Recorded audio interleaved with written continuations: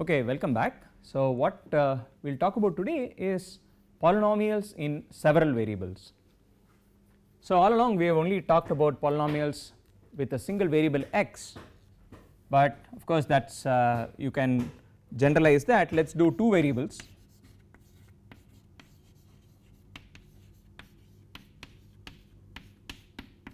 Let us call the variables x and y. So, here is an example of a polynomial in two variables, right. So, let us start with an example.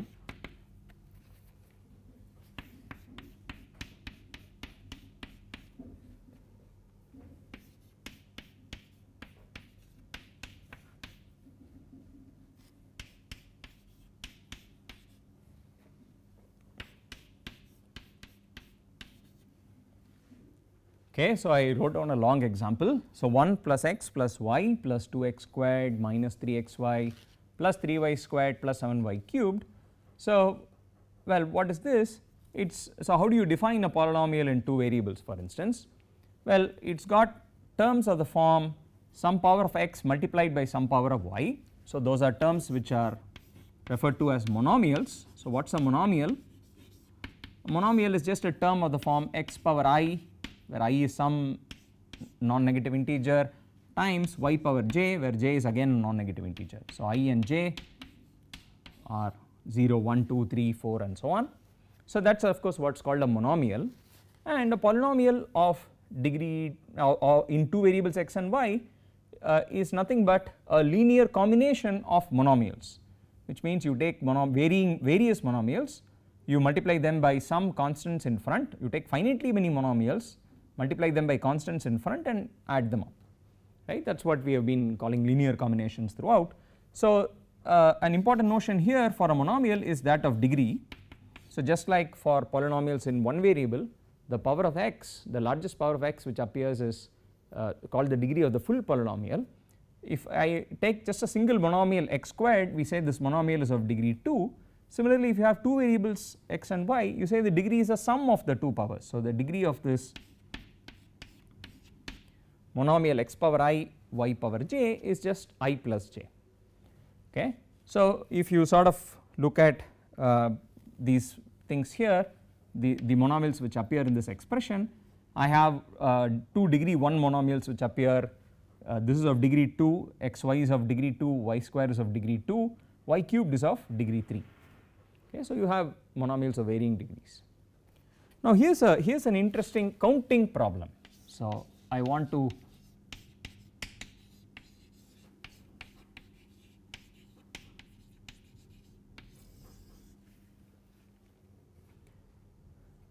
do the following. I want to count the number of monomials of degree d. Find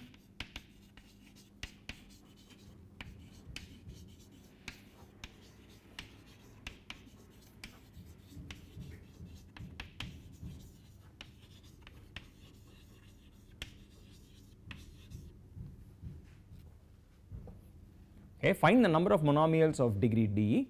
Of course, when I say this, I should also tell you how many variables I have, okay. So observe, this depends also on the number of variables. So let us just take examples.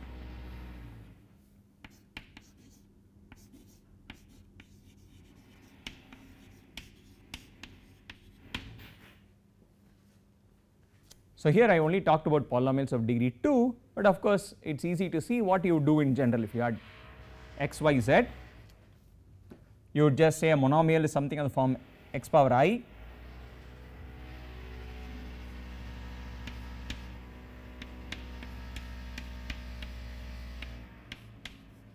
So here is what a monomial would look like if you had 3 variables.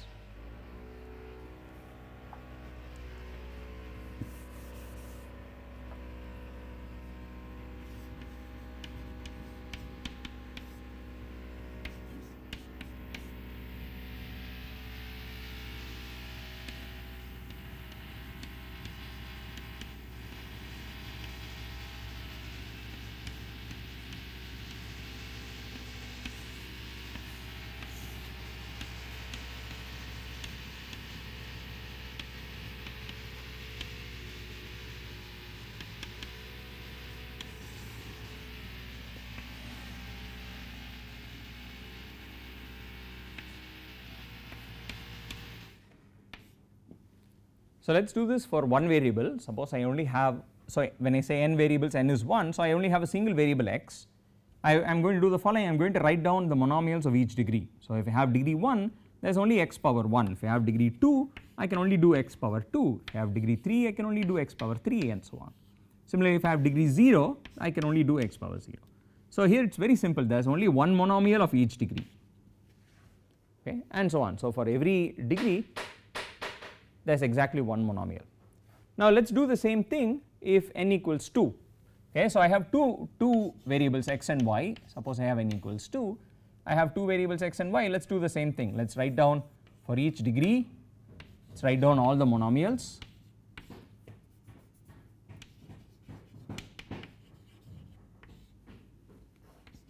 And let us count the number of monomials. Okay, so again degree 0 is easy. I can only have a monomial x power 0, y power 0. Right, that is the only way in which the sum of these numbers can be a 0. So there is only one monomial of degree 0. Degree 1, I can either have x power 1 or I can have y power 1. So there are two possibilities. If I want degree 2, so I can either take x squared, which means the total degree is coming only from the x, or I can take x power 1, y power 1, or I can take y squared. So there are three possible monomials, each of which would have degree exactly 2. Okay, so this is now 3.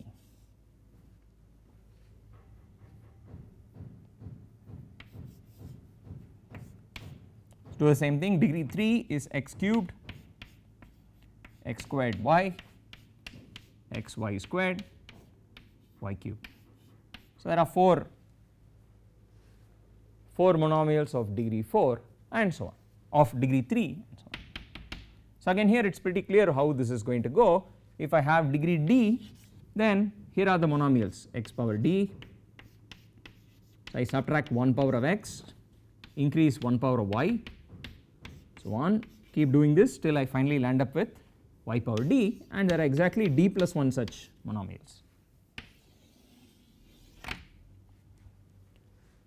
Okay, so we have managed to figure the answer out in both these cases. If you only have one variable, there is exactly one monomial of each degree. If I have two variables, there are d plus 1 monomials of degree d. Okay, so of course the next thing to do is to look at three variables. Suppose I have x, y and z. Let us do the same thing.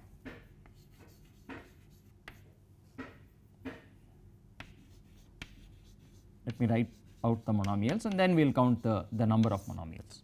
So again degree 0 is easy, there is only one, x 0, y power 0.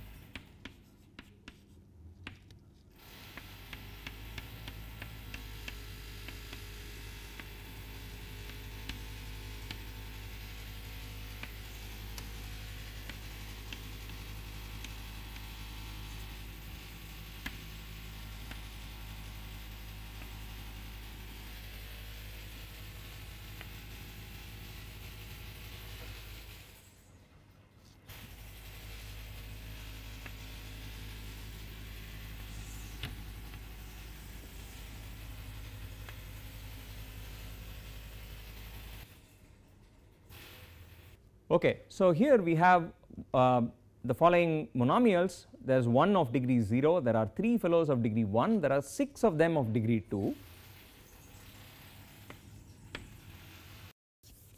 Now here we get to the interesting part. How does this go on? So of course it is going to be very difficult to figure out the general degree d case unless we have some more systematic way of approaching this problem. So let us do the following. So suppose I want to write out all monomials of degree 3 involving the variables x, y and z. Here is what we will do. Let us only write down the monomials which involve x and y, those which do not have z in them. Okay. Now that problem we have already solved. We know which are the monomials of degree 3 in only x and y. So those are these 4 fellows, x cubed, x squared y, x y squared and y cubed. Okay. So let us write those down. So it is x cubed, x squared y, xy squared and y cube. So, those do not involve the z. Okay. Now, let us do the following. Suppose we also want things which have let us see. So, okay, great. So, now we also want to know which are the ones which have a z in them, right. So, these are the ones which do not have z. So, we already have a count of 4 there, plus the ones which do involve a z. Now, let us look at the ones which involve a z. What are they going to look like? Well, they are all going to have at least a z power 1, right. So, they are going to, each of the polynomials here which are, so I am going to write them down here, they are all going to have at least a z. Okay. So, let me pull out that power of z and then figure out what is left. Okay. So, if I write out a monomial of degree 3 which has z power 1 in it, what is left must again be a polynomial in x, y and z, a monomial in x, y, z, but of one lower degree, because z power 1 already accounts for degree 1. What I am looking at is just the remaining degree. Okay. So, what I do is I take each of these preceding polynomials and I multiply them by z, that is all I need to do. So, I take each of them. So, I have x squared times z. So, I have written it like this, z x squared, z y squared, z multiplying z squared, z multiplying xy, z multiplying yz and z multiplying xz. Okay. So, each of them has some z in it. So, that z you pull out and what is left is just a degree 2 monomial. So, something of one preceding degree, and that number we know there were exactly 6 of those.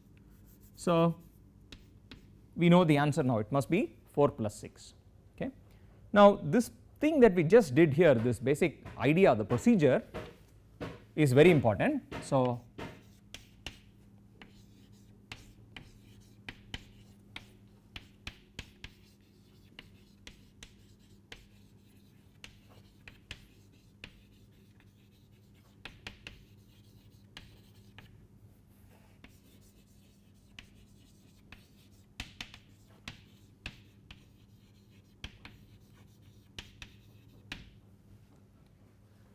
so, let us do the following, let us give this number a name, let us call the number of monomials of degree d in n variables, let us call it a of d comma n. Okay. So, that is the number. So, what we have just proved here, if you sort of look at the argument here, it says the following, if I want to say how many monomials there are of degree d using all the n variables, here is what I can do, I pick one of those variables, I take the last variable and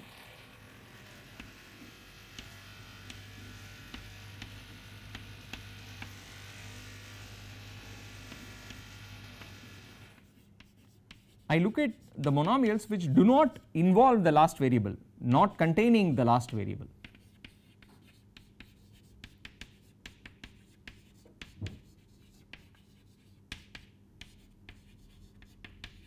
Okay, so these only involve the first n minus 1 variables.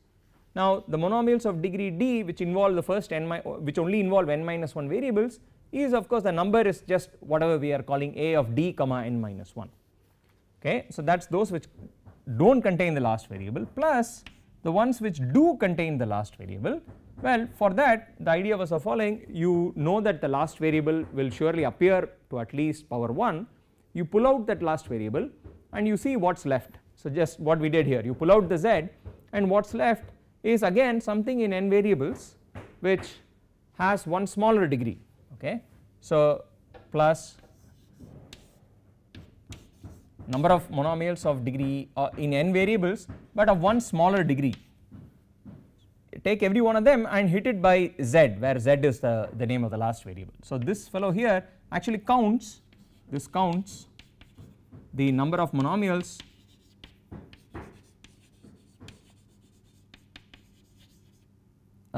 which involve the last variable, which contains the last variable.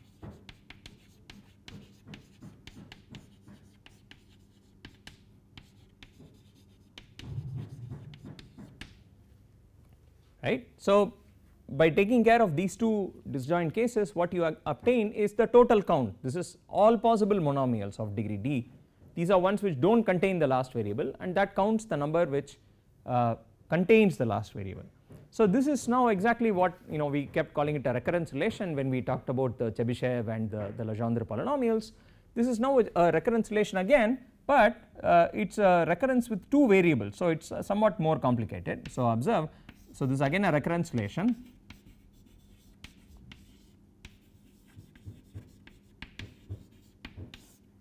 Meaning it determines the value of a d n in terms of somewhat lower values, either n is smaller or d is smaller.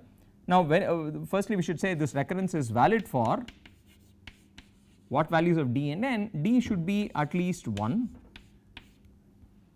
and n should be at least 1.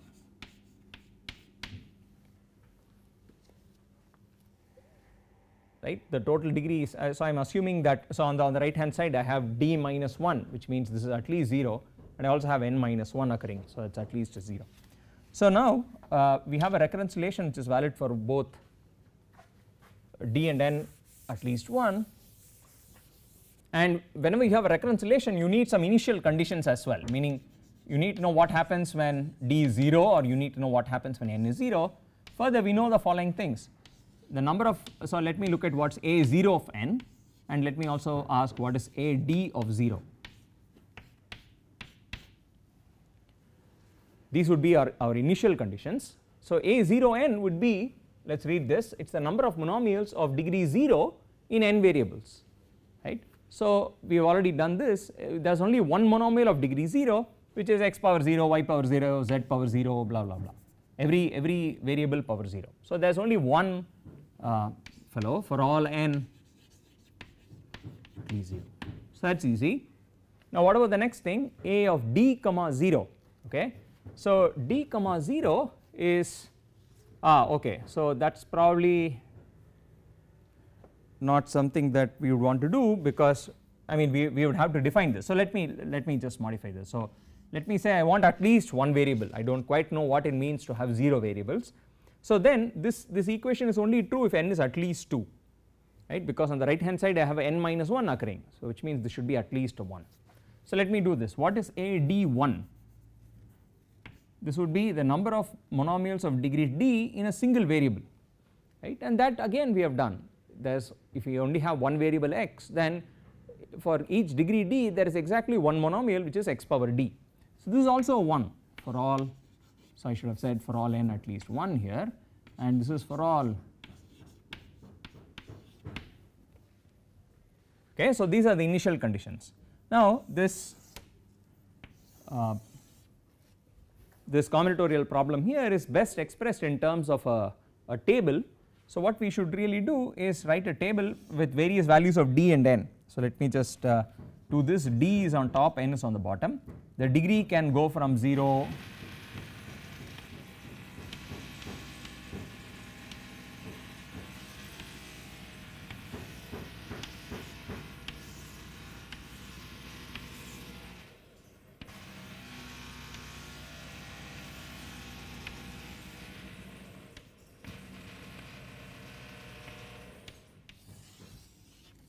so the degree goes from 0, 1, 2, 3 and so on. The number of variables goes from, it is at least 1 here. So the degree goes from 0, 1, 2, 3, the number of variables ranges from 1, 2, 3, 4, right. Now what we have said here is the following. a0n means if I put d is 0 and n to be anything, the value is 1. So what I am tabulating here are the values of adn. So this is the table of values of adn.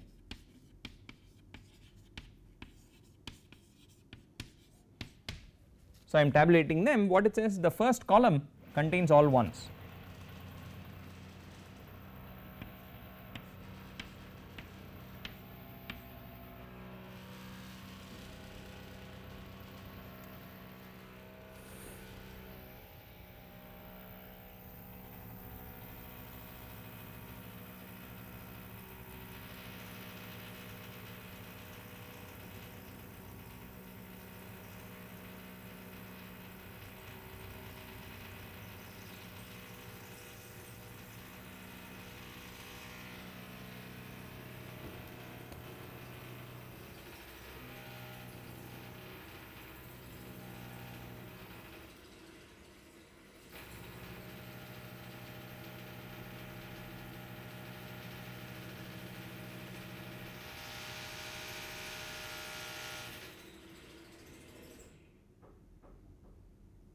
Okay, so what this says is that the first column, so if you plug in d equal to 0 and take any value of n, it's all 1s, and this condition here says that if you plug in n equals 1 and then take any value of d, the values are again 1. So certainly the first row and the first column have all 1s in them, and now what the recurrence relation says is if n is at least 2, which means you are at least from the second row downwards, and if d is at least 1, so which means you are at least from this column here. So ADN for all these empty boxes is what the recurrence relation tells you. It says that if you want to compute the value of ADN in any box, if I want to know the value here for instance, what I need to do is to look at the one lower value of d. So the value here is the sum of the value in the box above it and in the box to the left of it. So all it's saying is that it's just the sum of the values in those two boxes.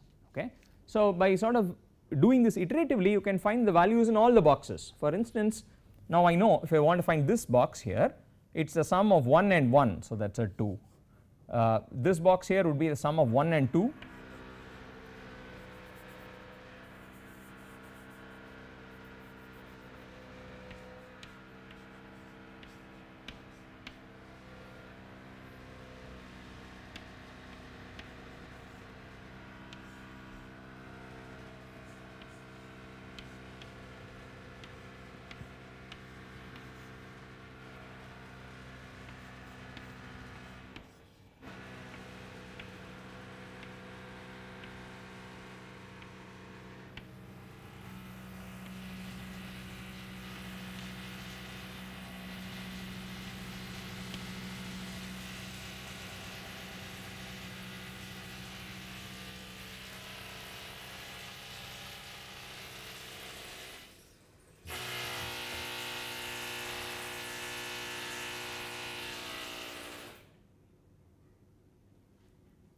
Okay, so what I have done now to fill the table is more or less use the property that the value in any box is the sum of the value in the box above it and in the box to the left of it. So here I have, you know, this row is 1 2 3 4 and so on, the next row is 1 3 6 10 and so on. So these are the things that we already had computed, and now observe that if you wanted to know for 4 variables the number of monomials of any given degree in 4 variables, that is given by this formula here, by this table 1 4 10 20 35 56. In 5 variables it is given by this and so on. Okay, so at the moment this might look like some strange numbers that we are generating, but hopefully it is not all that unfamiliar. So in order to sort of get a better perspective on this, one should sort of read this in the following way. So imagine there is a 1 1 1, so I read it diagonally,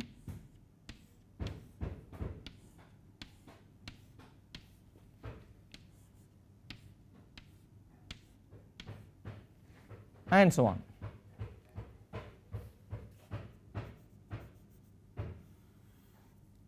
Just a 1.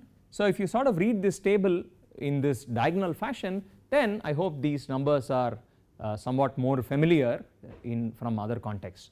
Okay, so we will again return to this when we talk a little bit more about counting principles, and we will see how the general principles will allow us to solve this counting monomials problem without using this recurrence, just by a more general procedure.